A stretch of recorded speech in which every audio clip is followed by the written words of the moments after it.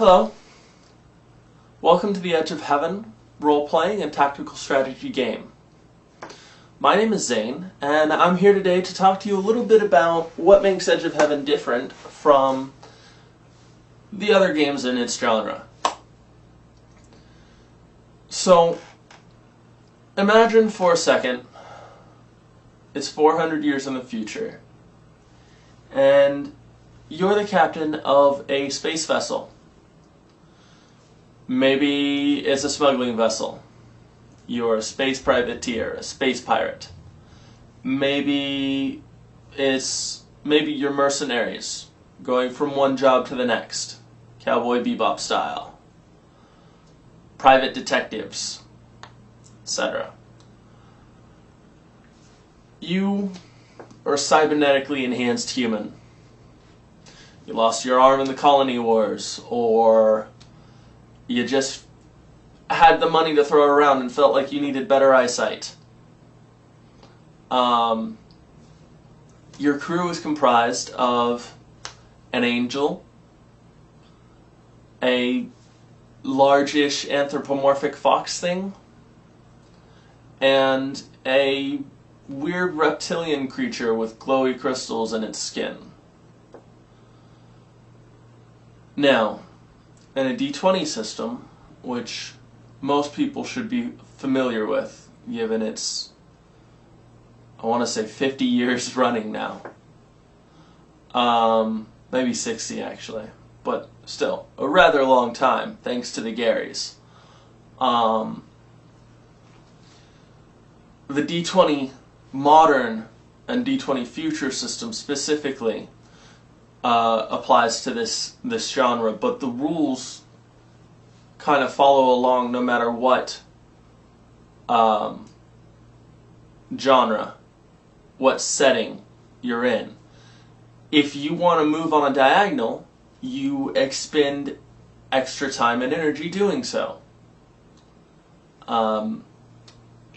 If you're using a firearm, that firearm generally deals around 1d10 worth of damage. That's a maximum of 10 points damage. And when you're going up against enemies that have 110 hit points, that's a rather small amount of damage for a bullet to do. And somehow, after killing a ton of enemies, presuming you're a fighter and not a rogue, presuming, you're a combat class, somehow after killing a bunch of enemies, you suddenly know how to make swords, or guns, or food better. You're somehow better at public speaking, if you're playing a bard. You're somehow better at all these skills that don't make sense to learn from killing because of the experience point system. Now, none of this makes sense to me. None of this makes sense. We play it, it's fun, but it doesn't really make sense on a real mechanic level. It's just easy mechanics. What we've tried to do is find a middle ground between easy mechanics and mechanics that make sense. The whole game is based on physics. And real-world scenarios. So, starting with skills, in order to learn a skill, you take time learning it. You consult your DM, you say, I'm going to spend an hour or so a day learning this. And it's not generalized. You don't just say, I'm learning stuff. You say, I want to learn astrophysics. I'm going to spend an hour a day doing that. I want to be a better marksman. I'm going to spend an hour a day just shooting in the ship's shooting range, etc. And not necessarily an hour a day. That's just something I'm throwing out at the moment.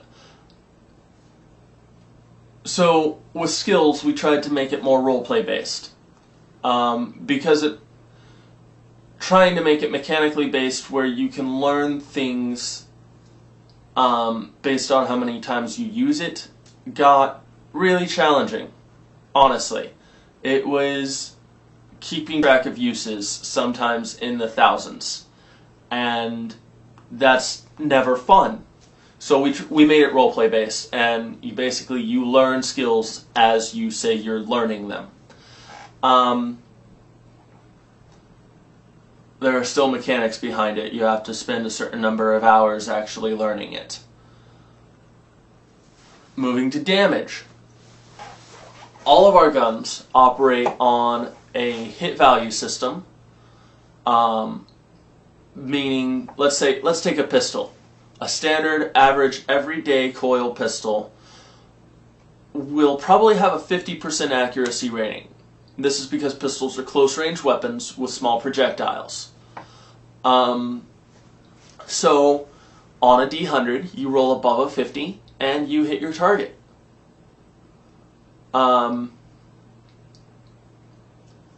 So once you hit it, you then determine whether the bullet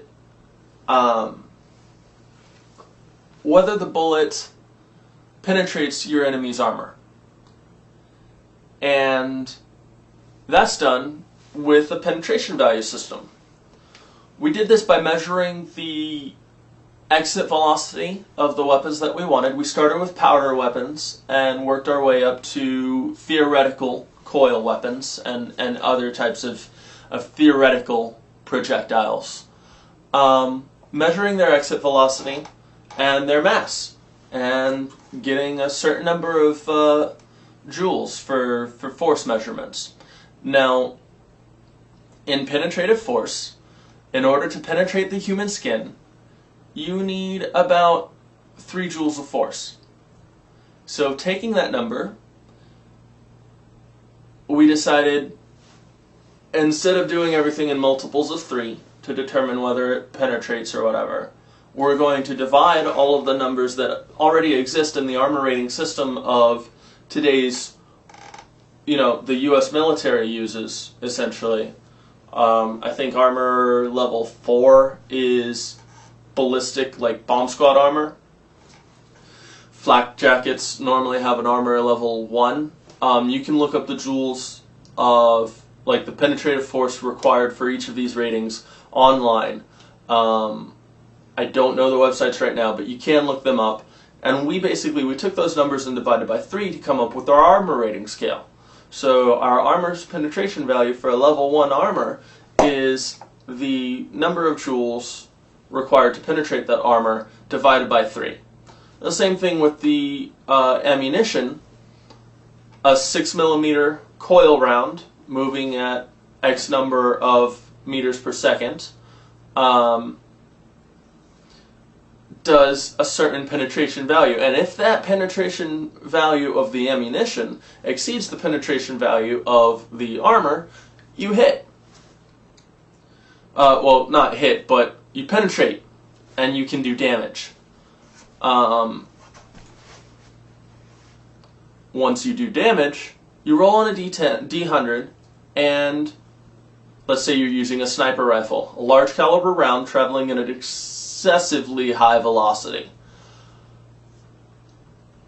On that kind of round, specifically made to kill someone with one shot from a distance, from a great distance, generally you're going to see, 70 to 100 is probably a good estimate of that kills the person in the next round or so. That's going to kill the person. On much higher caliber rounds, things comparable to the Barrett 50 cal sniper rifle, anti-material sniper rifles. Those are going to probably be in, the 5 to 100 is pretty near instant death. So that's how we do damage and accuracy and everything. That's quite different from the D20 system, and we feel it scales a little bit more appropriately with higher level creatures. We don't have a hit point system. we don't see it working that way. It didn't make sense to us, so we didn't do it that way. And finally, distance. Moving it around is however quick you can move. We're not on a grid system.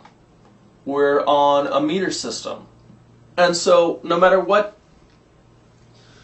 way you move, whether you're going on a diagonal or straight or left or right, you move 6 seconds in a round unless you're doing something else like walking through mud.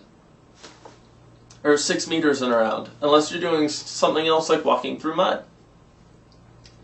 So we've made these changes because we think they make sense, and we think they enhance gameplay on a dice role-playing system.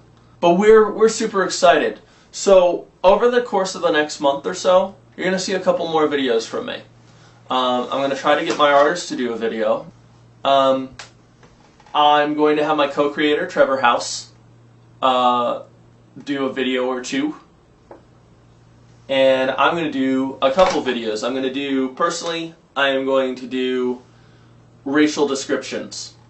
All of the new races that we're introducing, we're not doing the stereotypical elves and dwarves in space, but at the same time, we hope that these races will have some familiarity in their play style.